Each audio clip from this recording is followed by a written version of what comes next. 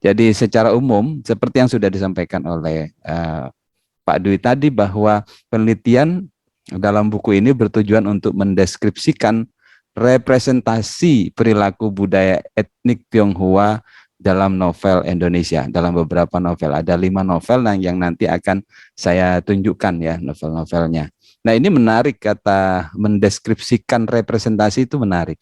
Pak Dwi tadi sudah membicarakan apa itu penghadiran kembali dan segala persoalannya itu ya. Menghadirkan kembali itu berarti dia bukan kehadiran yang asli dan natural ya, dia konstruksi. Karena konstruksi pasti ada sesuatu yang hadir, bisa juga ada yang tidak dihadirkan dengan sengaja. Nah, ini menarik ya, karena penelitian ilmiah juga representasi. Jadi ada ini representasi dari representasi. Ada representasi, kemudian direpresentasikan kembali di dalam buku ini. Jadi saya melihat ini sebagai representasi mungkin kedua ya, setelah mungkin fiksi merepresentasikan dari realitas yang pertama, lalu kemudian pindah ke fiksi gitu. Nah, kemudian itu di halaman 8 itu bisa dibaca dalam buku ini. Nah, apa tuh representasi di dalam buku ini? Di halaman 34 disebutkan bahwa gambaran sesuatu yang akurat, entah ini betul atau salah ya, mungkin atau salah ketik ya, tetapi agak agak berlawanan dengan ataunya setelah atau itu. Nah, atau realita yang terdistorsi, ini menarik ya. Jadi representasi itu kita garis bawahi saja di realita yang terdistorsi. Jadi ini berdasarkan kenyataan, tapi kenyataannya itu sudah mengalami distorsi. Mungkin realitasnya seperti kalau kita berkaca ya, segala sesuatunya mungkin tampak di cermin, tapi ada yang tidak tampak di cermin. Jadi apa yang tampak di cermin, apa yang tampak di layar kaca itu bukan representasi keseluruhan dari kita. Jadi memahami representasi sesederhana itu ya. Misalnya seperti kita sekarang melihat wajah kita di Zoom ya, atau Anda melihat wajah saya atau melihat wajah Mbak Dery di Zoom. Itu representasi dari Mbak Dery. Jadi sebagian saja yang tampak di layar, tapi ada banyak bagian dari kita berdua ya Bu Dery yang tidak tampak di layar ya. Seperti misalnya kita melihat Pak Dwi misalnya di layar, itu representasi dari Pak Dwi dan ruangannya, tetapi tidak semua yang ada di ke realitas Pak Dwi di dalam ruang itu bisa kita lihat.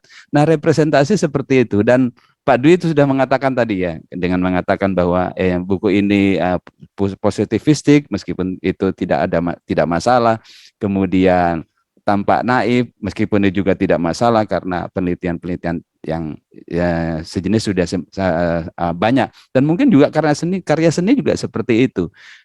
Naif itu biasa ya, bahwa akan ada sesuatu realitas yang terdistorsi dalam setiap representasi, itu sudah biasa ya.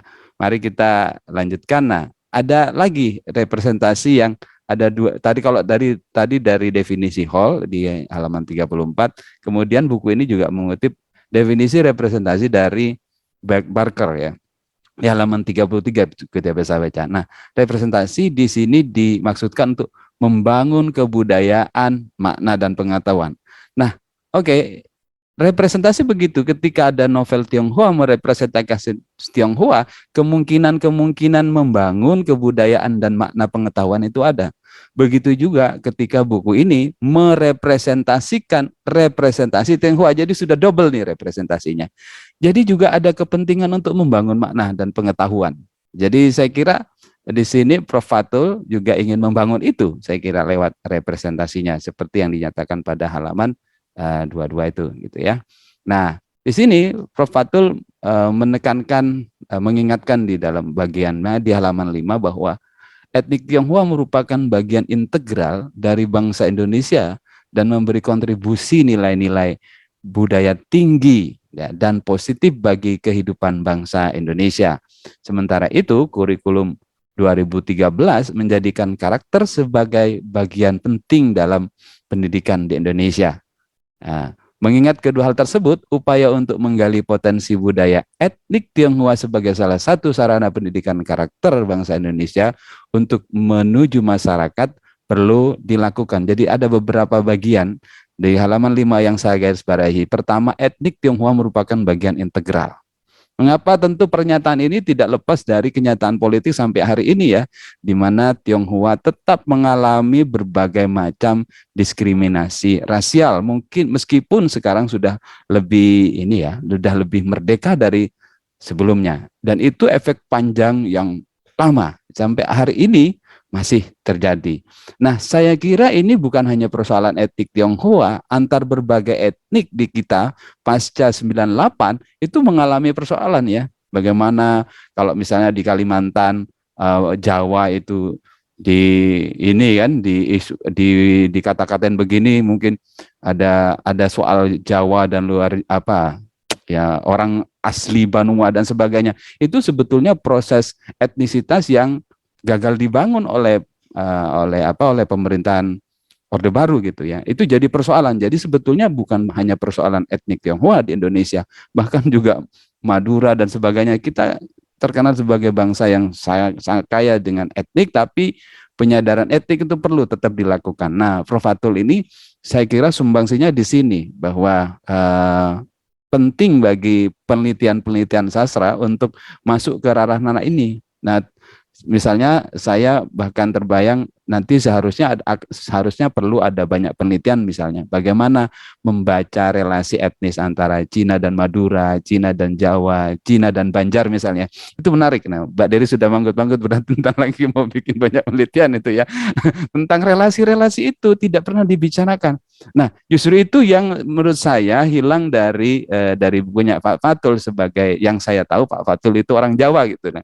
Nah, di dalam beberapa novel yang dikaji, ya, Cina itu dikenal di bukunya Pak, di buku ini juga saya baca bahwa ada kebencian etnis Cina pada Jawa, atau orang etnis Cina merendahkan etnis Jawa gitu. Nah, itu menarik dan itu tidak tersentuh karena sudah diberi kategori begitu ya, bahwa nanti jalannya akan menuju ini dan tidak menuju ke jalan lain. Saya kira tidak masalah. Tetapi justru ini menurut saya memantik inspirasi bagi penelitian-penelitian selanjutnya. Dari buku ini kita bisa melihat kembali novel-novel yang sudah ditelaah oleh Prof. Fatul, kemudian kita kembangkan lagi. Atau Prof. Fatul nanti akan bikin tim ya bersama kawan-kawan semua untuk menulis lagi misalnya tentang ketionghoaan ya. Mungkin dengan Pak Dwi juga bisa kolaborasi ya Pak Dwi.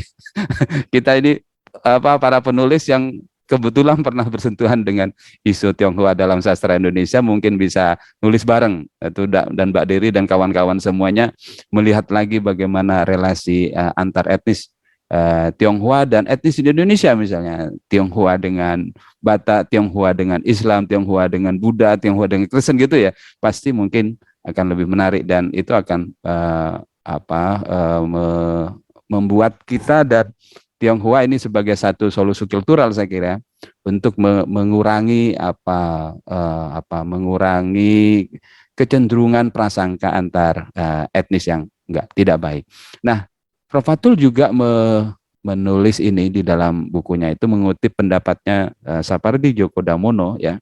Nah, itu saya beri angka tahun itu karena saya catat tahunnya itu kok ada bedanya ya antara yang di dalam sama yang di ini, yang mana yang betul, yang 988 atau 978.